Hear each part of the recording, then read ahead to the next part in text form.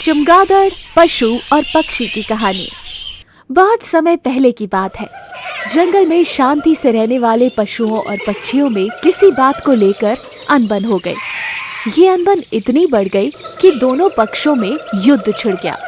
पशुओं की लंबी चौड़ी सेना थी, जिसमें राजा शेर के अलावा लोमड़ी, भेड़िया, भालू, जिराफ, सियार, खरगोश जैसे कई छोटे बड़े जानवर सम्मिलित थे। वहीं आकाश में रहने वाले पक्षियों की सेना भी कुछ कम नहीं थी। उसमें चील, गिद्ध, कौआ, कबूतर, मैना, तोता, उल्लू सहित कई पक्षी सम्मिलित थे। लेकिन वही चमगादड़ दोनों में से किसी सेना में नहीं था। उसे लड़ाई झगड़ों में पड़कर अपनी जान को खतरे में नहीं डालना था, इसीलिए वो बड़ी चालाकी से किसी दल में शामिल नहीं होना चाहता था। उसे अकेला देख चील पक्षी उसके पास आया और उसे आमंत्रित करने लगा। चमगादड़ भाई, आओ हमारा साथ दो। मैं तुम्हारा साथ कैसे दे सकता हूँ? देखो, मुझे पंख हटा दिए जाएं तो मैं हूबहू चूहे के समान दिखता हूँ।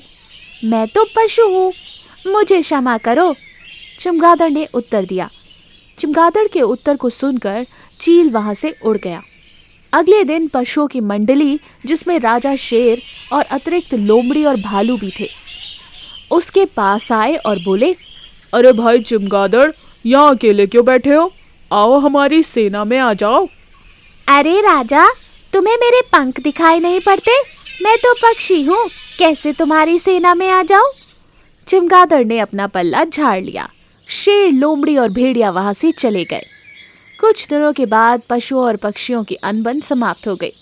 दोनों पक्षों में मित्रता हो गई। जंगल में मंगल हो गया। सभी आनंद से रहने लगे। उन्हें आनंद मनाता देख चमगादड़ ने सोचा कि अब मुझे किसी एक दल में सम्मिलित हो जाना चाहिए। वो तुरंत ही पक्षियों के दल के पास गया।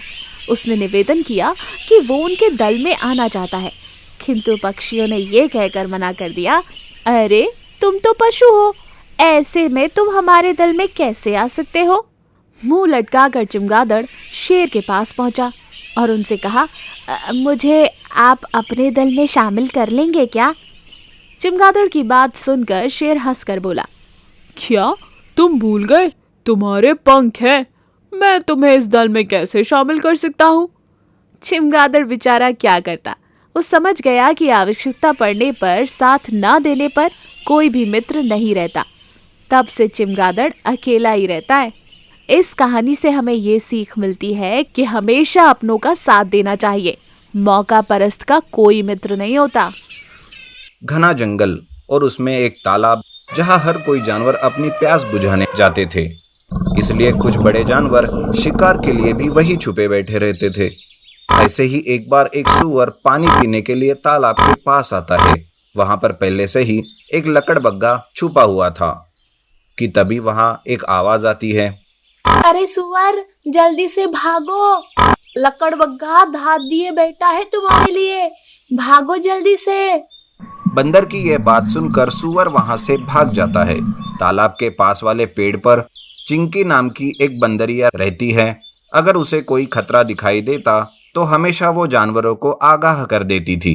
हाथ से शिकार जाने पर लकड़बग्गे को बंदर का बहुत गुस्सा आता है और गुस्से से वो चिंकी से कहता है, तू हमेशा मेरे शिकार को भगा देती है। एक बार अगर तू मेरे हाथ आई ना, तब बताऊंगा तुम्हें। हाँ हाँ, जाओ जाओ, किसी और को अपनी ये अकड़ दिखाओ, जाओ यहाँ से। लकड़बग्गा वहां से चला जाता है। उधर सूअर की जान बच जाती है। दूसरे दिन सूअर चिंकी का शुक्रिया अदा करने उसके पास जाता है और कहता है, अरे चिंकी, कल तुम नहीं होते तो वो लकड़बग्गा तो मुझे मार ही डालता था। तुम्हारा बहुत बहुत शुक्रिया चिंकी। अरे इसमें शुक्रिया की क्या बात है, मैं तो हर किसी की मदद करते रहती हूँ। चिंकी, क्या तुम मेरे दोस्त बनोगी? वैसे इस जंगल में मेरी कोई दोस्त नहीं है। हाँ हाँ, क्यों नहीं, मुझे नए नए दोस्त बनाना बहुत पसंद है, पर तुम जरा सावधानी रखा करो। एक बार अगर लकड़बग्गे को कोई जानवर पसंद आता है तो वो उसे खाए बगैर नहीं छोड़ता। अब तुम्हारे जैसे दोस्त होते हुए मेरा कोई कुछ नहीं कर सकता। सूअर और चिंकी में दोस्ती हो जाती है। चिंकी को 2 बच्चे थे। सुअर रोज चिंकी के पास जाता और उसके साथ ही खेलता था और समय समय पर चिंकी के बच्चों का भी ध्यान रखा करता था। एक बार सुअर चिंकी के बच्चों के साथ खेल रहा था। खेलते खेलते सुअर थक जाता है और पेड़ के नीचे ही सोने लगता है। चिंकी के बच्चे भी पेड़ पर ना जाते हुए सुअर के